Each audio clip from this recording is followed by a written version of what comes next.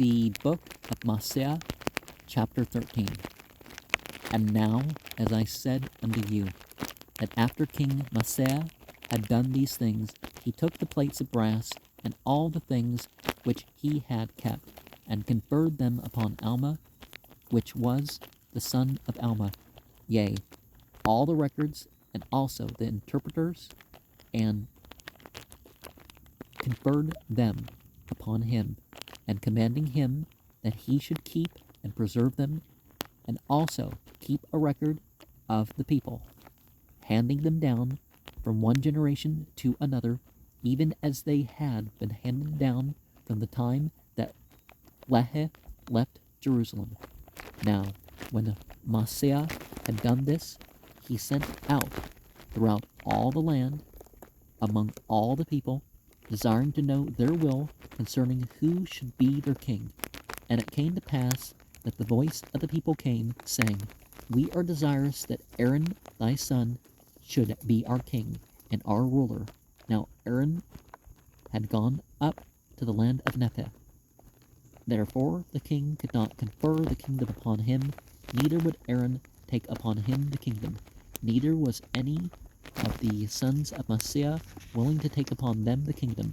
Therefore King Mosiah sent among the people, yea, even a written word sent he among the people, and these were the words that were written, saying, Behold, O ye my people are my brethren, for I esteem you as such, for I desire that ye should consider the cause which ye are called to consider. For ye are desirous to have a king. Now I declare unto you that he to whom the kingdom doth rightly belong hath declined, and will not take upon him the kingdom. And now if there should be another appointed in his stead, behold, I fear there would rise contentions among you. And who knoweth but what my son, to whom the kingdom doth belong, should turn to be angry, and draw away a part of this people after him,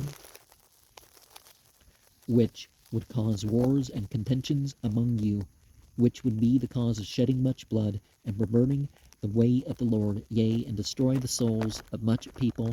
Now I say unto you, let us be wise and consider these things, for we have no right to destroy my son, neither should we have any right to destroy another, if he should be appointed in his stead. And if my son should turn again to his pride and vain things, he would recall the things which he had said, and claim his right to the kingdom, which would cause him and also this people to commit much sin. And now let us be wise and look forward to these things, and do that which will make for the peace of this people. Therefore I will be your king the remainder of my days. Nevertheless, let us appoint judges to judge this people according to our law, and we will newly arrange the affairs of this people, for we will appoint wise men to be judges that will judge this people according to the commandments of God. Now it is better that a man should be judged of God than of man. For the judgments of God are always just, but the judgments of man are not always just. Therefore, if it were possible that ye could have just men to be your kings, which would establish the laws of God, and judge this people according to his commandments, yea, if ye could have men for your kings, which would do even as my father Benjamin did for this people, I say unto you, if this could always be the case, then it would be expedient that ye should always have kings to rule over you, and even I myself have labored with all the power and faculties which I have possessed, to teach you the commandments of God, and to establish peace throughout the land, that there should be no wars nor contentions, no stealing, nor plundering, nor murdering, nor no manner of iniquity. And whosoever hath committed iniquity, him have I punished according to the crime which he hath committed, according to the law which hath been given to us by our fathers.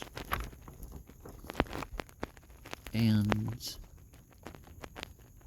conferred upon Alma, who was the son of Alma, and commanded him that neither were any of the sons as such I desire doth rightly belong, declined the souls of many people, your kings who would establish.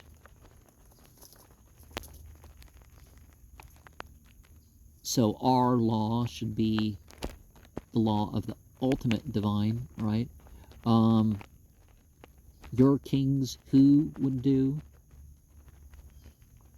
nor murdering, nor any manner, and whosoever has committed, I punished according to the law which has been given to us, according to the crime which he hath committed. Well, I guess that's superfluous, so, but that's not included, so. I mean, in 1981, it's not included. Now I say unto you, that because all men are not just, it is not expedient that ye should have a king or kings to rule over you. For behold, how much iniquity doth one wicked king cause to be committed, yea, and what great destruction. Yea, remember King Noah, his wickedness and his abominations, and also the wickedness and abominations of his people. Behold, what great destruction come upon them. And also because of their iniquities they were brought into bondage, and were it not for the interposition of their all-wise Creator, and this because of their sincere repentance, they must unavoidably remain in bondage until now. But behold, he did deliver them, because they did humble themselves before him, and because they cried mightily unto him.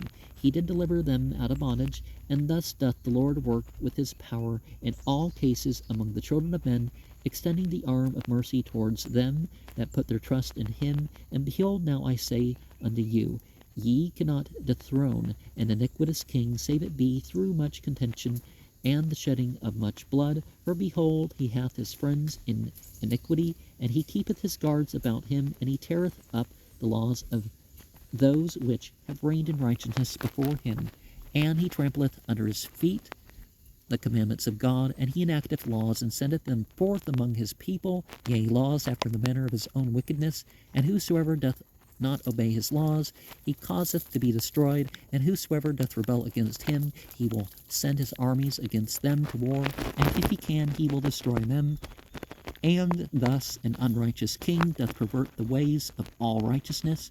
And now, behold, I say unto you, it is not expedient that such abominations should come upon you. Therefore choose you by the voice of this people judges, that ye may be judged according to the laws which hath been given you by our fathers, which are correct, and which was given them by the hand of the Lord. Now it is not common that the voice of the people desireth anything contrary to that which is right, but it is common for the lesser part of the people to desire that which is not right. Therefore this shall ye observe, and make it your law to do your business by the voice of the people. And if the time cometh that the voice of the people doth choose iniquity, then is the time that the judgments of God will come upon you. Yea, then is the time he will visit you with great destruction, even as he hath hitherto visited this land. And now if ye have judges, and they do not judge you according to the law which has been given, ye can cause that they may be judged of a higher judge. If your higher judges doth not judge righteous judgments, ye shall cause that a small number of your lower judges should be gathered together, and they shall judge your higher judges according to the voice of the people. And I command you to do these things in the fear of the Lord, and I command you to do these things, and that ye have no king, that if these people commit sins and iniquities, they shall be answered upon their own heads. For behold, I say unto you, the sins of many people have been caused by the iniquities of their kings. Therefore their iniquities are answered upon the heads of their kings. And now I desire that this inequality should be no more in this land, especially among this my people. But I desire that this land be a land of liberty, and every man may enjoy his rights and privileges alike, so long as the Lord seeth fit, that we may live and inherit the land, yea, even as long as any of our posterity remaineth upon the face of the land, and many more things did King Mosiah write unto them, unfolding unto them all the trials and troubles of a righteous king, yea, all the travails of soul for their people, and also all the murmurings of the people to their king. And he explained it all unto them, and he told them that these things had not ought to be, but that the burdens should come upon all the people, that every man might bear his part. And he also unfolded unto them all the disadvantages they labored under by having an unrighteous king to rule over them, yea, all his iniquities and abominations, and all the wars and contentions and bloodshed, and the stealing and the plundering, and the committing of whoredoms, and all manner of iniquities which cannot be enumerated, telling them that these things ought not to be, that they was expressly repugnant to the commandments of God. They were expressly, the burden should come, these things ought not.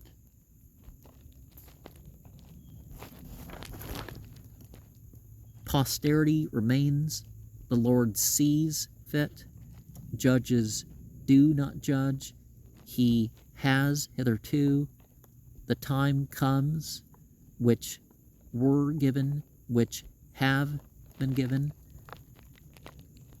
the laws of those who have reigned, he has his friends unavoidably remain. And so democracy is not the thing, but if the people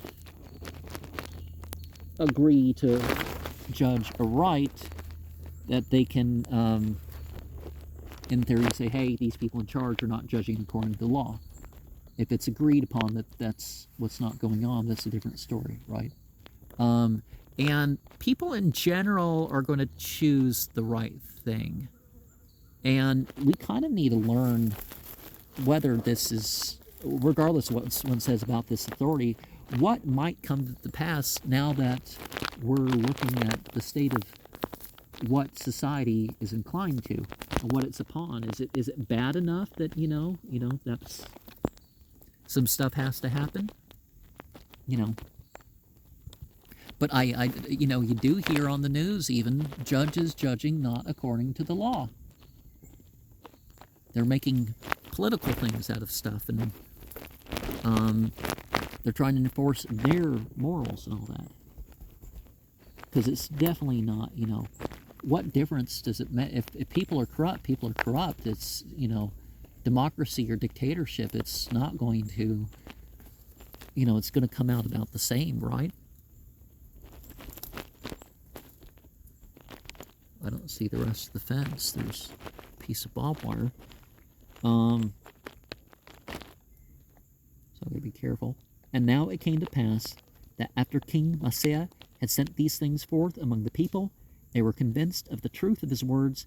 Therefore they relinquished their desires for a king, and became exceedingly anxious that every man should have an equal chance throughout all the land.